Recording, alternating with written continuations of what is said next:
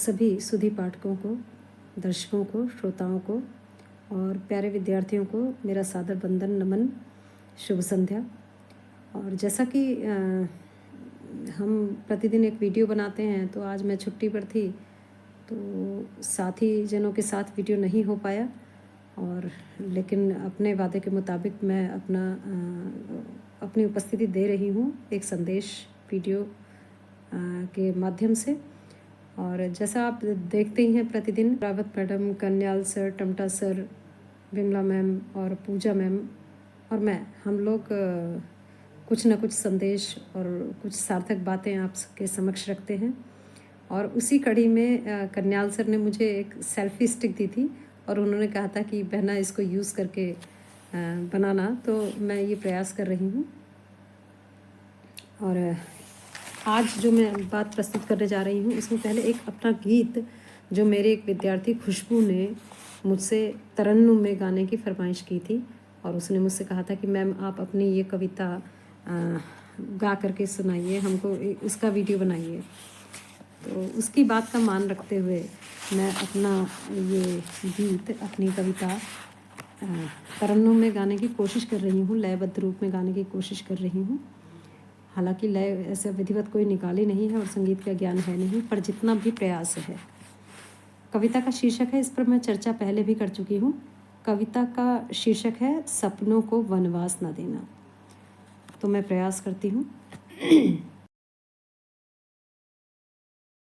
नया सफ़र है, नई डगर है, भीड़ में खोने का भी डर है। नया सफ़र है, नई डगर है, भीड़ में खोने का भी डर है। लेकिन तुम घबरा ना जाना, लेकिन तुम घबरा ना जाना, मन को कुछ संत्रास न देना, सपनों को वनवास न देना, सपनों को वनवास न देना। मौसम की घातें भी होंगी, दर्द भरी बातें भी होंगी। मौसम की घातें भी होंगी, दर्द भरी बातें भी होंगी। उलझन टूटन घुटन मिलेगी, फूलों से भी चुभन मिलेगी। लेकिन अपने चंचल मन का तुम खोने विश्वास न देना, सपनों को वनवास न देना, सपनों को वनवास न देना। अपने भीतर भय मत भरना, हर आगत का स्वागत करना। अपने भीतर भय मत भरना, हर आगत का स्वागत करना। बस झरना बन बहते जाना, पत्थर की परवाह न करना। मन को मिथ्या स्वप्न लोक का कोई भी मधुमास न देना, सपनों को वनवास न देना, सपनों को वनवास न देना, सपनों को वनवास न देना, सपनों को वनवास न देना। अपनी इस कविता का अर्थ मैं एक अपनी पुरानी वीडियो में स्पष्ट कर चुकी हूँ, और अगर उसी पर चर्चा करूँगी तो ये दोहराव हो जाएगा। और मैं जो संदेश आज का भेजना चाहती हूँ, क्योंकि घूम फिर के बात मन तक आती है, हमारे तक आती है, और मेरी कविताएं भी यही इशारा करती हैं।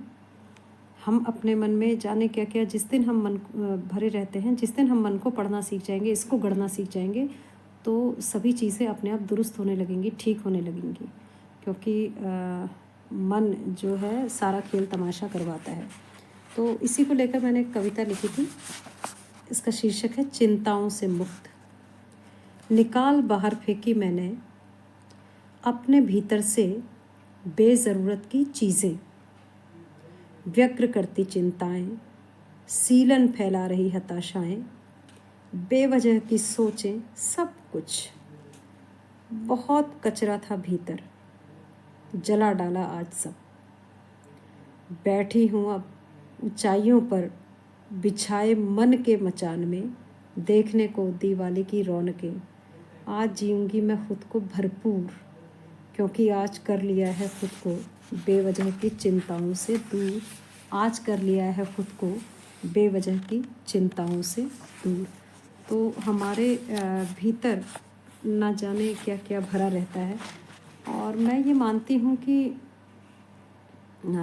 हम लोग जब विपत्ति में होते हैं, जब परेशानी में होते हैं, अगर उस परेशानी में जैसे मूर्ति बनती है और छेनी चलती है, हथौड़ा चलता है उस पर, पत्थर पर, तब जा कर के मूर्ति आकार लेती है। तो हम यदि वो दुख छेनी और हथौड़े की तरह से ही होता है, उसमें ढलना सीख जाए मूर्ति के रूप में, तो दुनिया का कोई दुख हमको नहीं डरा सकता, कोई तकलीफ़ हमको नहीं डरा सकती। और दुख को लेकर के कि दुख आपको केवल जो है ख़त्म नहीं करता, दुख आपको नए सिरे से जीने की शक्ति देता है। तो इसको लेकर भी मैं अपनी बात एक अपनी ही कविता के माध्यम से आपके समक्ष आज रख रही हूँ। कोई बहुत लंबी चौड़ी मैं बात नहीं करने वाली आज, थोड़ा थोड़ा एक कुछ कविताओं की झलक ही रखूँगी।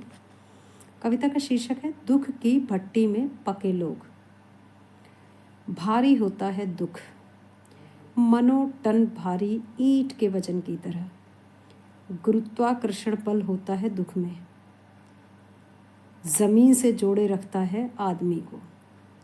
जब भीतर दुख भरा होता है, परेशानी होती है, तो आदमी ज़मीन से जुड़ा रहता है, हवा में नहीं उड़ता। तो ज़मीन से जोड़े रखता है आदमी को। दुख की धूप खाकर बढ़ने वाले पेड़, बरगद, पीपल या कोई औषधि वृक्ष बन जाते हैं। बड़ी सी छाया, दर्द को चुभन कम करने वाली दवा और गुलाब की सुगंध पाई जाती है इन पेड़ों में। दुख मिथ्या जीवन, मिथ्या सुख की खोखली परतें उघाड़ देता है। दुख जगाए रखता है आदमी को।